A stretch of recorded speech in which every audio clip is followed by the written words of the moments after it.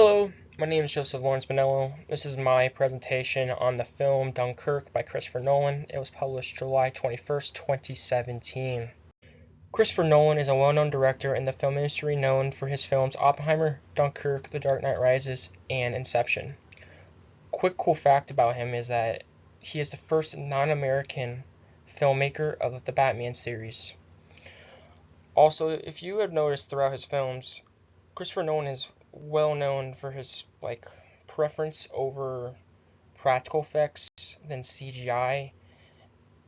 Even during Oppenheimer, everything there in that movie is all mostly practical effects and not CGI.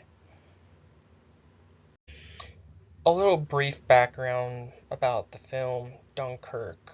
The whole premise about Dunkirk is the surrounding of Allied troops on the French beach by the Germans.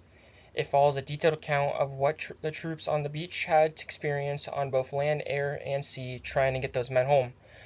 It also shows the numerous acts of heroism many people did during that time to ensure as many men made it home. It specifically follows the accounts of 2 soldiers on the beach and 1 specific British pilot.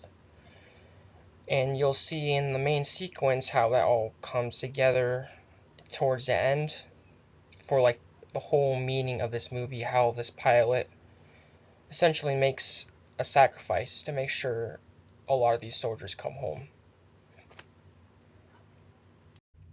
Like common theme throughout most Christopher Nolan films, you can see during his visual design he uses a lot of dark, dreary lighting, and you can see in this shot the director uses a close-up POV of the shot of the soldier asleep on the train after he made it off the beach and is heading home. It is a first-person POV shot because there's actually 2 soldiers in this sequence that are sitting in front and back of each other. And during this sequence I'm going to be showing you later in the presentation, it will show it switching between the 2 POVs of these 2 soldiers when they read and speak of the news and they experience the train ride going home after making off the beaches of Dunkirk. This is another example of the visual design chosen in this film. It's a still frame from the final scene of the movie. So in this scene you can see it's a first-person POV shot.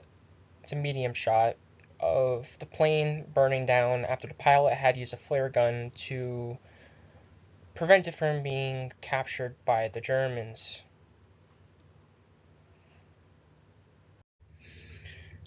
The most important sequence of this film, which is linked below on the YouTube link, you can go watch it, it's like a 5-minute clip, is the ending, the last little bit, the ending of the movie.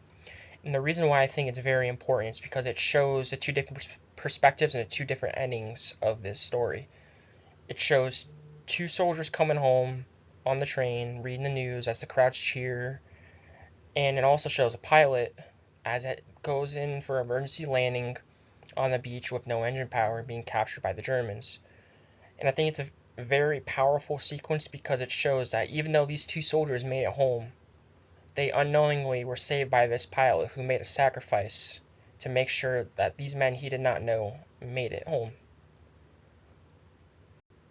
Now going over some design choices in the final scene. The scene is an outside-in editing style because it doesn't really show how the characters are feeling or anything like that. It's just really showing what they're seeing during out the final sequence of the film. The scene also uses dramatic music lightly in the background to help improve the dramatic effect of the ending sequence. And the scene uses parallel editing like I showed you, and if you go watch back, it's a parallel timeline between these 2 different perspectives and these 2 different endings to the story.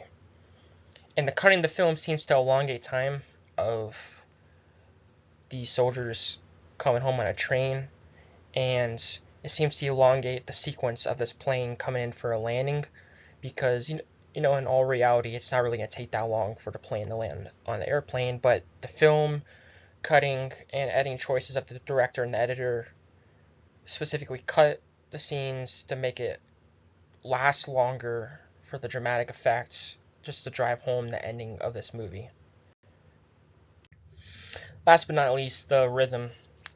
The scene has a calm tension to it towards the end, like a sense of like conclusion almost, but also has a sense of sadness to it because of the sacrifice the British pilot had to make sure a lot of men made it home. But most of the shots in the movie, like, excuse me, this scene are mostly 2 to 3 seconds long. Some variations in the film just to induce the rhythm of the final scene of this movie.